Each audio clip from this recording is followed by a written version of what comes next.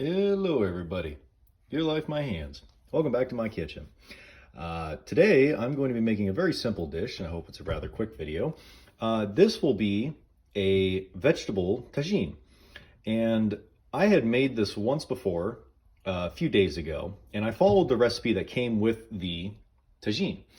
In it stated that it should have onions, tomatoes, squash, carrots, potatoes, and some, a couple other things, seasonings and so forth. And it was good. I decided not to post that one because there was a couple things I didn't like about it. One, when I was reading about the tagine, they say you need to use a diffuser with it, and I didn't actually know what a diffuser was, so I had to look it up. And it turns out that I now have one. It's simply a thick cut of metal with nice folding handles on it, and it goes down underneath the tagine, and it helps distribute the heat. And this is especially important on something that uses open flame.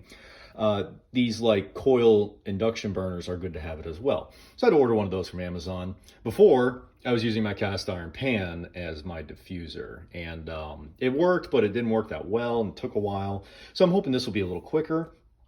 But what I have here is potato, carrot, and onion, just the basics. And my goal is to make like a curry dish. So I have curry, garlic, I have chives, I have ginger, I have some turmeric, and that's kind of the flavor profiles I'm gonna go for. And one of my things I like with curry is just a tiny bit of heat. I'm not a huge spicy fan. One of my favorite dishes, which I hope to make one day for a YouTube video, I've gotten really good at, is Jamaican curry goat. And I like throwing a couple jalapenos or some serrano peppers or something in there that pressure cooks with the food, and it adds a nice spice. I really like that with curry. So today I'm actually gonna be using, I found it at Walmart in a big bottle, and I'm really excited about because I love this stuff. It's not hot in the slightest, but Melinda's black truffle sauce. This stuff is not hot at all, but my goodness, the flavor profile on it is incredible. So that'll be a little bit of the heat that'll come from this, and we're gonna try to make it. So I'm gonna add this into the tagine. That's going to be heavily coated in oil. I'm going to get the tagine up to a simmer, and then they say you typically turn it on like real low and let it simmer for about 90 minutes. And that's just how long it needs to cook.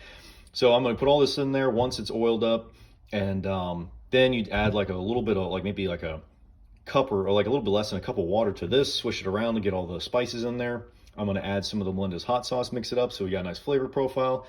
Throw it in the tagine and let it start cooking. So I will get all this prepped up, and we'll see you guys on the stovetop. So there we have it.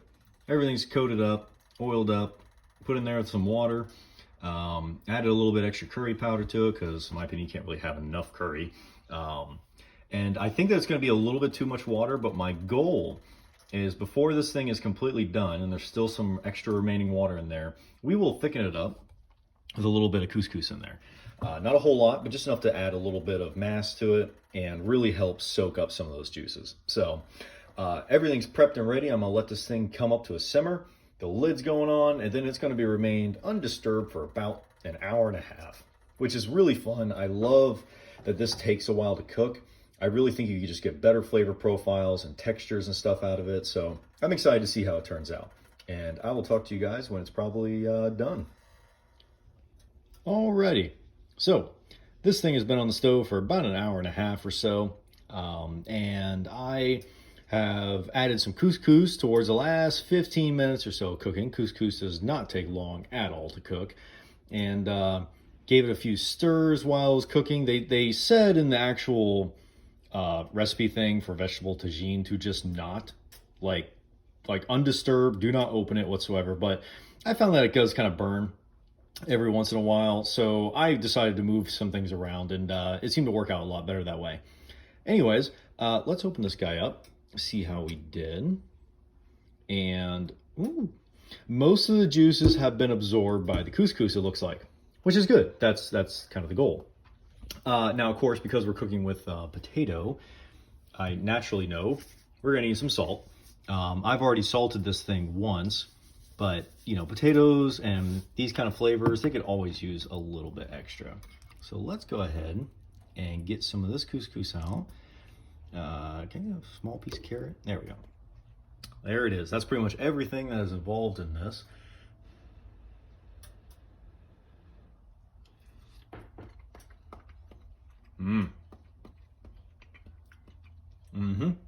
The salt was definitely necessary for sure.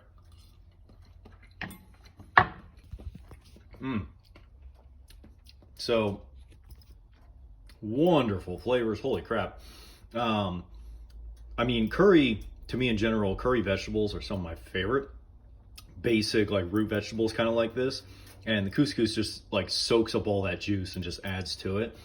The Melindas did a real good job of adding just a little touch of background spice. I'm gonna probably make a bowl of this and eat it. I will probably be adding some more of that black truffle sauce because it's just fantastic. But definitely need some salt. I can say too that the diffuser worked really well. It takes a while to get this thing actually cooking. So like by the time it's on the stove, it may be 20 minutes before you crank that heat down to, lowish and actually let it begin its like hour and a half simmer. But fantastic. And the flavors in this are incredible. The potatoes are done to the perfect amount. They're not super soft or not super, firm or anything like that.